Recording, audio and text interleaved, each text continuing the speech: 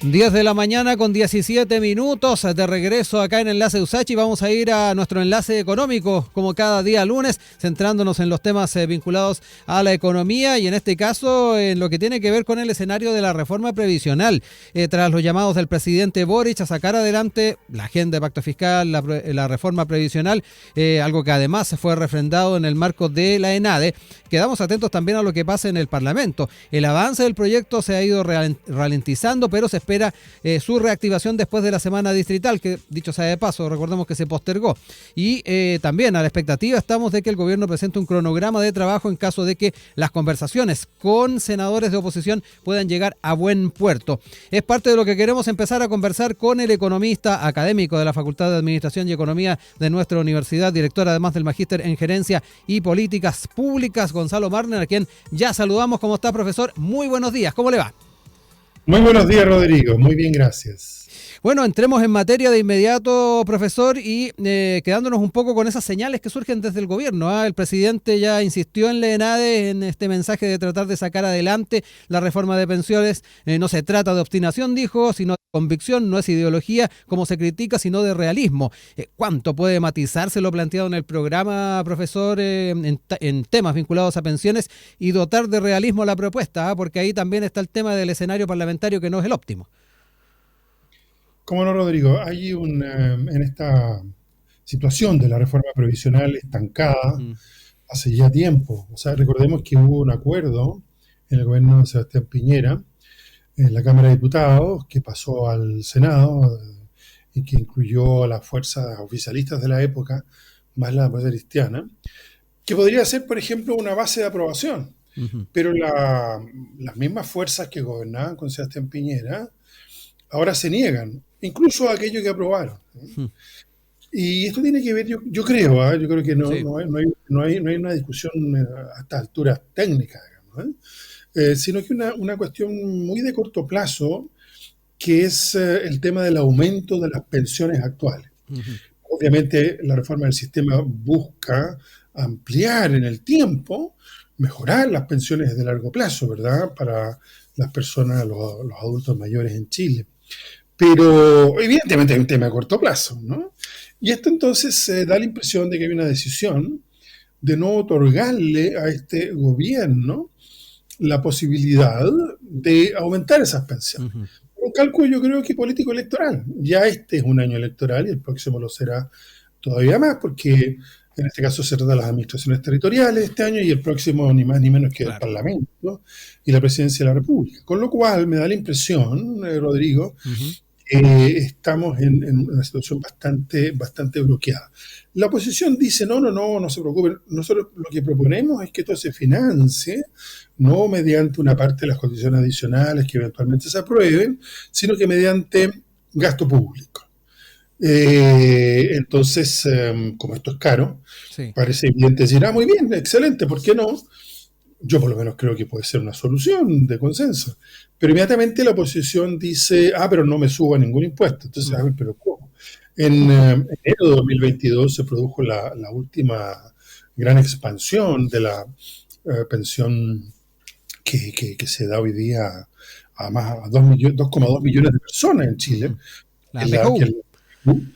La idea sería, por ejemplo, ampliar esa PGU, pero ya se financió el 2022 con una propuesta del entonces ministro Briones del gobierno de Sebastián Piñera, en donde se eliminó una serie de exenciones al impuesto a la renta.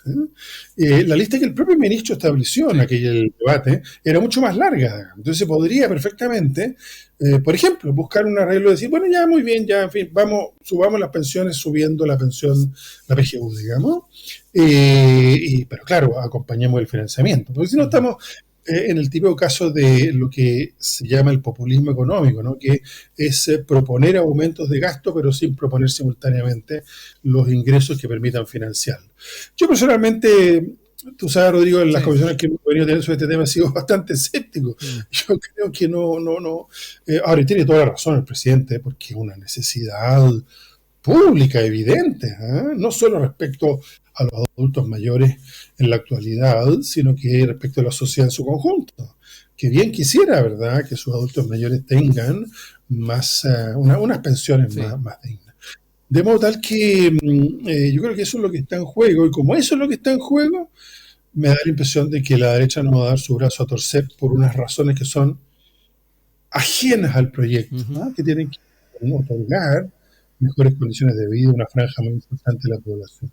Bueno, eso revela que estamos mal, que la política chilena está actuando de una manera que no está considerando, en este caso en las posturas de la derecha, las mejorías de las condiciones de una franja demasiado significativa de nuestra sociedad.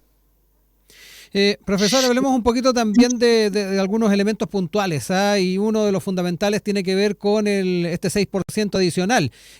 Revisando algunas publicaciones, el Diario Financiero señalaba que eventualmente se podría renunciar al 6% y transformarlo en un 5% y que se distribuya 3 a capitalización individual y 2 a solidaridad. En la línea algo bien parecido a lo que en 2018 planteaba Rodrigo Valdés cuando era ministro de Hacienda, la reforma de Valdés, le decían. ¿Cómo ve también esas posibilidades? Al menos el Diario Financiero dice que se está conversando.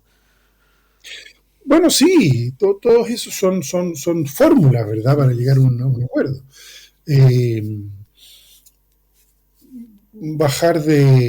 Acordémonos, ¿verdad, Rodrigo?, que el planteamiento es que en los próximos 6 años, cada año que vaya pasando, incremente en 1% el aporte obligatorio, que hoy día está en 10% más el seguro de invalidez y sobrevivencia y más las comisiones. Dicho sea de paso, las comisiones de las AFP representan una utilidad que es más del 50%, más del 100% de el costo de operación del sistema, según los datos que ofrece el Ministerio del Trabajo, la Superintendencia de Previsión Social. Es entonces un sector que le da pingües ganancias a los operadores privados. Por tanto, ellos no quieren por ningún motivo soltar esto, digamos. Ahora, una propuesta de pasar de 6 a 5, bueno, puede ser lo que lleve a un acuerdo, pero que signifique que, uno, terminen estas sobreutilidades injustificables de los operadores privados, y dos, aumente las pensiones hoy de quienes están jubilados. Si se cumplen esos dos requisitos, yo creo que puede ser esa fórmula, u otra, la que dé acuerdo. Lo que no es posible es que no se produzca ese incremento de las pensiones hoy, no en 30 años más, y al mismo tiempo que no se termine con estas utilidades completamente excesivas a propósito, no de un mercado, no es que sean unas empresas que ofrecen algo y la gente lo compra y eventualmente ahí hay una utilidad porque la gente está dispuesta a pagar por algo que pudiera generar altas utilidades. No, aquí es una cotización obligatoria. Estamos obligados. Sí. Nosotros que somos funcionarios de la universidad, no es que nos pregunten todos los meses, oye, ¿te quiere cotizar para...? No, estamos obligados a tener un descuento. Y entonces es un negocio notable porque yo tengo unas utilidades que provienen de un ingreso que es obligatorio y al mismo tiempo que sobrepasan esos ingresos con creces, es una relación de 1 a 2. Yo recibo 2, gasto 1 en operar el sistema, me quedo con el punto adicional, y eso es lo que no puede seguir ocurriendo. Pero claro, son intereses demasiado fuertes y potentes, y que obviamente no quieren soltar nada. Esa es la situación en la que estamos. Claro, y ahí también nos encontramos con otros elementos que están en el proyecto. Ahí desde la oposición se ha planteado, por ejemplo, que los cambios a la industria sean más acotados a lo que se ha planteado en el programa original. Y ahí nos encontramos también con el elemento que nos contaba recién, hasta dónde también está dispuesta la industria a ceder en esto. A ver, si usted gana, es lo que se llama el markup, ¿no es cierto?, el margen. Si usted tiene un margen de más de 100%, va a hacer todo lo posible para no renunciar a él. De modo tal que, porque aquí no es que tampoco haya un cambio de las personas frecuente de una AFP a otra, como es un sistema que tiende a que las personas no anden mirando el detalle de las promesas de utilidad futura, y a su vez las diferencias en las cotizaciones existen, pero tampoco son tan relevantes, entonces no se mueve, entonces las personas están ahí y hay un mercado cautivo, y ese mercado cautivo tiene este tipo de margen de 100%. Entonces van a tratar de aguantar todo lo que puedan, ¿no es cierto?, los que se benefician de esto, que son 5 a 7 empresas, digamos, que dominan este sistema. Y por lo tanto, es lo que a uno lo lleva a pensar que como la mitad del Parlamento responde a un tipo de adscripción política que defiende a las AFP, que defiende la presencia en la seguridad social de entidades privadas, entonces uno puede pensar de que hay una alianza evidente entre estas AFP y ese sector de la política nacional, y el gobierno no tiene la mayoría, simplemente no la tiene. Ahora, si se va generando, tal vez incluso por el propio hecho de que estemos en 2 años electorales, una presión demasiado fuerte sobre la oposición, en una de esas se llega, ¿verdad?, a esta. Yo vuelvo a repetir, ya hubo un acuerdo en el gobierno de Sebastián Piñera, cuando en la Cámara de Diputados se trasladó al Senado, donde sigue estando este proyecto de ley. Esto fue en medio, claro, fue más o menos simultáneo a la rebelión social inicial del 2019, el llamado estallido social. Entonces era tal vez otro contexto, pero ahí se produjo un acuerdo. Bastaría para desbloquear esto con tomar ese acuerdo. Fíjense lo que le estoy diciendo.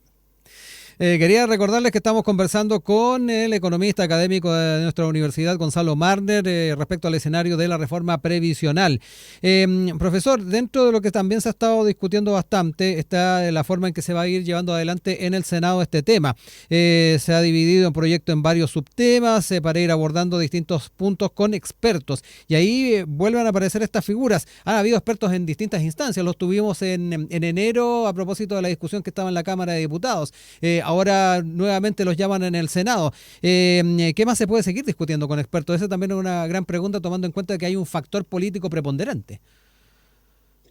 Claro, pero en general en estos temas las comisiones especializadas, tanto de la Cámara como del Senado, llaman expertos para ilustrarlos sobre distintos temas. Yo creo que eso es normal, ¿no? Me parece que es parte de la rutina parlamentaria y está bien, digamos, escuchar a personas que han estudiado los temas. El asunto es que esto lleva demasiado tiempo en estado de dilatación. Ahora, el gobierno tiene el manejo, como se sabe, ¿verdad?, de las urgencias en el Parlamento. Es una potestad exclusiva del gobierno. Lo que pasa es que el gobierno no quiere acelerar este debate porque puede, si no hay un acuerdo, puede perder simplemente la posibilidad de la reforma, ¿no? Entonces, por eso que la situación está bloqueada, ¿eh? Ahora, repito, si para la oposición se vuelve demasiado duro, difícil argumentar por qué no quiere aumentarle las pensiones a los adultos mayores hoy día, y se ve de algún modo obligada por las circunstancias, como ocurrió, como digo siempre, hace unos pocos años atrás, bueno, en una de esas se lleva un acuerdo y se desbloquea, ¿eh? Pero tal como se ven las cosas hoy día, lo que se ve es dilatar al máximo el trabajo en comisiones. Tiene que entrar la Comisión de Hacienda, la Comisión de Trabajo, y así sucesivamente, los expertos, etcétera. Trabajo normal del Parlamento, pero esto se puede hacer más o menos aceleradamente o muy latamente. Y si no hay acuerdo, bueno, no va a haber reforma simplemente. Y menos el año próximo, no sé si se entiende. Esa es la decisión de la oposición, ¿eh? Porque claro, para el gobierno y las fuerzas políticas que lo apoyan, sería digamos, un avance que mostrar que evidentemente les favorecería, eso no cabe la menor duda. El problema es que el juego entre gobierno y oposición no puede traducirse en que no se produzcan avances para la condición de vida cotidiana de las personas en Chile, porque uno gobierna y el otro no quiere que al gobierno le vaya bien, que es lo que está pasando en el fondo, ¿no? Pero uno no puede menos que constatar que hasta aquí no se ha desbloqueado este asunto. Para ir cerrando ya casi, profesor, y ya que hablábamos del tema de poner en la balanza qué proyecto o qué propuesta se saca adelante antes que otra, ha estado la discusión de las reformas del sistema político, que en muchos aspectos, desde la perspectiva política, lo ven como la raíz de las dificultades que hay para sacar adelante de los proyectos en el Parlamento. ¿Cómo ve también esa discusión, tomando en cuenta que también hay urgencias a nivel económico que el propio presidente las ha puesto sobre la mesa? Claro, Rodrigo, eso está interesante.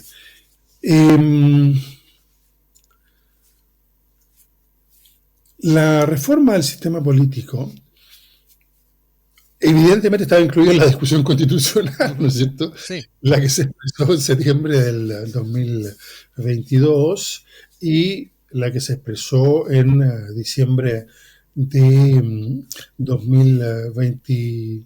23, el año pasado. Muy recientemente. Y en ambos casos fracasó. ¿Ah? Eran esquemas un poco distintos, digamos. Bastante distintos en realidad. ¿Eh? Pero es como el tema que estamos comentando de la reforma de pensiones. Se bloqueó la cosa, en un sentido u otro. Ahora, la oposición, que tiene la llave para hacer avanzar las legislaciones o para bloquearlas. Eso es lo que emergió de la elección parlamentaria de 2022, ¿verdad? Y en este contexto, a la oposición le gustaría mucho que se volviera algo parecido al sistema binominal. Esto ya no es una reforma al sistema político, es una reforma al sistema electoral, en realidad. Y lo que la derecha quisiera es volver, o sea, ya sigue existiendo en el Senado. Hay 3 circunscripciones, si no me equivoco, en donde se eligen 2 representantes en regiones pequeñas. Este es un esquema, el llamado sistema binominal, en donde con 1/3 más un voto se obtiene la mitad de los escaños a elegir. Y con 2/3 menos un voto se obtiene lo mismo, es decir, la mitad solamente de los escaños a elegir. Y usted comprende que es un sistema completamente injusto. Y el sistema nuestro es uno que introduce una cierta proporcionalidad, pero que, sin embargo, en el fondo es un sistema que sigue favoreciendo actualmente a la primera minoría, como digo yo, que es la derecha política en Chile. Dada esa situación, la idea de la... Porque aquí, no sé si se ha fijado, Rodrigo, pero hay una impresionante ofensiva política del empresariado, ¿no? Sí, en la ENADE quedó claro. ¿No es cierto? Y a propósito de estos asesinatos de carabineros, que aprovechamos de darle toda la solidaridad al cuerpo carabinero en este momento tan duro para ellos, hay una directa, o sea, la Confederación Nacional del Comercio, la CNC, acaba de declarar de que no hay que seguir con cifras ni con leyes, sino que hay que actuar. Entonces yo pregunto, ¿actuar contra la ley y actuar sin tomar en cuenta la evidencia? Es una cosa bien insólita. Hay otros empresarios que son mucho más cautos, mucho más constructivos, no se puede generalizar, sí. Pero digamos que hay ahí un proceso en donde, entonces, ese mundo empresarial radicalizado, muy cercano a la extrema derecha en el fondo, ¿no? Lo que dice es, aquí hay que sacar a todos estos partidos, ¿no es cierto?, pequeños, y volver a un sistema en donde haya 2 fuerzas y en donde la fuerza que me representa a mí tenga una ventaja manifiesta sobre el resto. Eso es lo que llaman reforma política. Y la verdad es que eso no tiene sentido. El presidente Boric dijo al principio, bueno, pero saquemos primero la reforma previsional y después vemos, bueno, qué vale con. El mismo presidente retrocedió, dijo, bueno, se puede trabajar las 2 cosas al mismo tiempo, lo cual es verdad. Pero ahora yo me temo mucho que aquí la derecha va a decir, eliminemos el máximo de partidos de izquierda en la representación en el Parlamento. Y no me importa el mecanismo, me importa ese resultado. Y usted comprenderá que el resto va a decir, oiga, pero ¿de qué estamos hablando? Entonces, volvemos a constatar que desgraciadamente estamos en digamos, en un escenario político de una gran polarización, que es una polarización ideológica, en fin, pero sí. Eso es normal, propio de la democracia, pero aquí hay una polarización de intereses muy grande. No me toquen mis grandes utilidades sobre la base de que el Estado lo obliga a usted a cotizar y yo uso esa plata y gano mucha plata. Entonces no me mueva eso, por ningún motivo. Y luego, para que no me lo mueva, ese tema como tantos otros, por ejemplo, la reforma tributaria, en donde las personas de más ingresos deberán pagar mucho más en Chile como en otras partes del mundo. Entonces no me mueva nada. Y para que eso me quede bien garantizado, cámbiame el sistema político, de modo que las fuerzas que me representan en el Parlamento tengan por lo menos la mitad, o sea, la capacidad de bloquear, el Parlamento con un sistema electoral que con 1/3 permita llegar a la mitad. Sí. Ahora, que los otros tengan 2/3, a mí qué me importa. Yo lo que quiero es que esos 2/3 no gobiernen. Lo que yo quiero es que mi tercio gobierne. Y eso es el bloqueo del sistema democrático chileno. Eso es lo que llevó a la crisis del 2019. Entonces es bien impactante cómo estos mundos pierden completamente la lucidez en la defensa de sus intereses de muy corto plazo. Porque en el corto plazo esto no aguanta. ¿Cómo va a aguantar sociedad chilena con estas pensiones tan bajas, a pesar de que han ido aumentando. ¿Cómo va a aguantar un sistema político donde la inequidad de la representación es tan evidente? De modo tal que yo no le veo tampoco mucho destino a esto, salvo que se hagan 2 o 3 reformas. Por ejemplo, tiene sentido que no entre al Parlamento, partidos que tengan menos de 5% de los votos o un mínimo de 8 parlamentarios elegidos. Se ha planteado listas cerradas también, profesor, por el tema de que sean fieles a un ideario o a una propuesta clara. Eso existe. Lo que complica todo esto son las renuncias, digamos, que yo también creo que sería bueno. En una de esas, si se establece un umbral mínimo para entrar al Parlamento, de modo de fortalecer partidos más grandes, o también se establece que quien renuncia al partido por el cual se eligió, bueno, pierde el escaño. Sí. Y el partido tiene el derecho a reemplazarlo por alguien que sea su partido. Parece muy sensato eso. Si se hacen esas 2 reformas, bien, creo yo.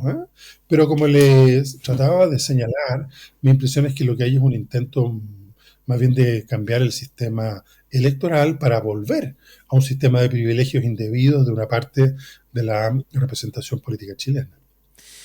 No me queda más que agradecerle, profesor, por el tiempo que ha tenido con nosotros e ir observando entonces el escenario que se va configurando en la discusión de este sistema, de la reforma del sistema previsional y particularmente también las visiones en torno a cómo ir viendo en 2 carriles o uno antes, otro después, el tema de las reformas políticas. Muchas gracias, que tengan muy buena semana y nos estamos encontrando, profesor. Muchas gracias, Rodrigo, y a quienes nos han escuchado.